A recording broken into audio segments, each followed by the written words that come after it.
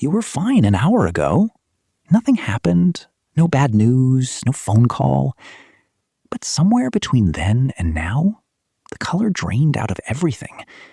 And the worst part? You don't even know why.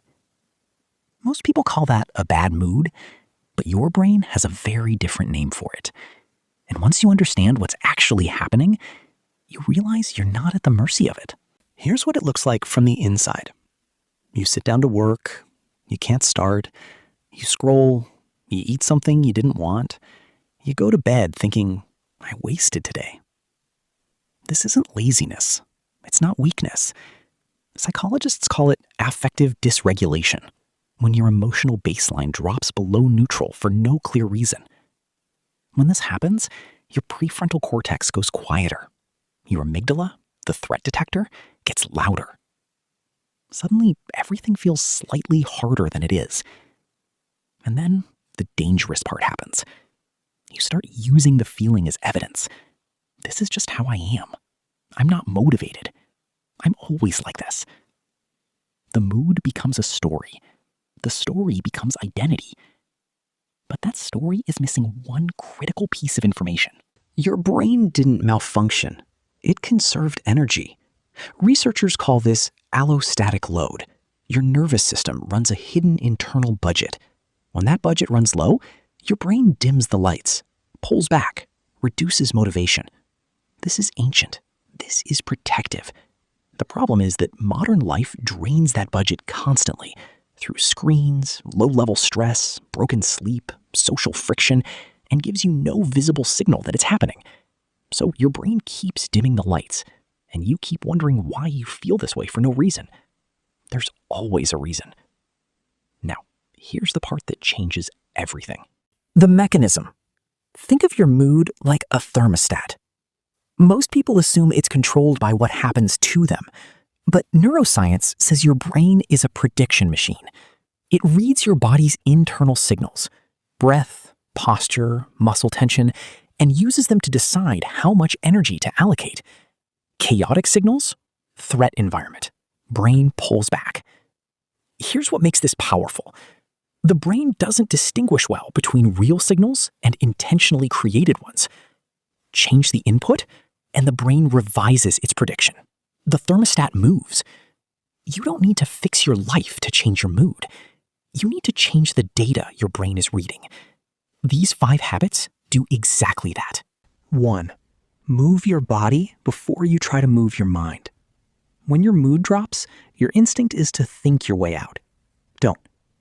Neuroscientist Antonio Damasio showed that the body's signals shape emotional experience, not the other way around. Stand up. Roll your shoulders back. Take 3 slow exhales, longer than the inhale. Your nervous system reads this as the threat has passed. Cortisol drops. Your thinking brain comes back online. 60 seconds. That's all it takes to change the data. 2. Name what you're feeling. Precisely. Not, I feel bad. Your brain doesn't know what to do with that. Psychologist Lisa Feldman Barrett found that emotional granularity, the ability to name feelings with precision, directly improves the brain's ability to regulate them. There's a difference between anxious, irritable, deflated, lonely, and overstimulated. Different causes, different needs. When you label vaguely, your amygdala stays on alert. The unknown reads as threat. When you name it precisely, your prefrontal cortex engages. The feeling becomes data instead of weather. Try it. Not, I feel off, but I feel understimulated and disconnected today. That one sentence shifts your relationship to the mood entirely. 3. Complete one tiny task. Dopamine is not released when you achieve big things. It's released in anticipation of reward and reinforced by completion. This is why massive goals paralyze you when you're already depleted. Your brain doesn't believe the reward is real. So shrink it. Make your bed. Reply to one message. Fill a glass of water. Every closed loop signals to the dopamine system, reward received. Try again. One small completion creates just enough momentum for the next. The person who starts small isn't thinking small. They understand how motivation actually works. 4. Redirect your attention for 90 seconds. Your mood is not just what you feel, it's what you're paying attention to. Csikszentmihalyi showed that the quality of your experience is almost entirely shaped by the contents of your attention. Low mood narrows focus to problems and gaps, which deepens the low mood. It's a loop. Break it by hijacking attention directly. Pick one thing in your environment and observe it with full focus for 90 seconds. The texture of a surface, the weight of your hands, the sound outside the window. This isn't a mindfulness lifestyle. It's a neurological interrupt, pulling the brain off the loop and into the present. 90 seconds is enough. 5. Recall one moment you handled something hard. Not to feel proud, for a specific neurological reason. Your brain has a negativity bias. It stores painful memories with more detail and more accessibility than positive ones. Rick Hansen describes it as Velcro for the bad, Teflon for the good. You can manually rebalance this. Call up one specific memory of yourself getting through something difficult. Not a triumph, just a moment where you kept going.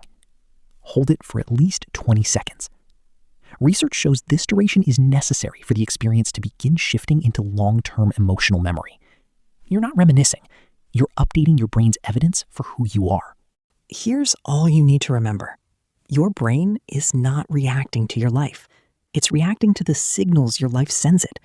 Body signals, attention signals, completion signals, language signals, memory signals. Change any one of them, even for a minute, and the brain updates its prediction. You don't need a better day. You need better data. You've been blaming yourself for feelings that were never your fault. But the brain doesn't hold grudges. It just responds to what it's given. The mood that hits you for no reason has a reason. It has a mechanism. And now it has a door. You just learned where it is.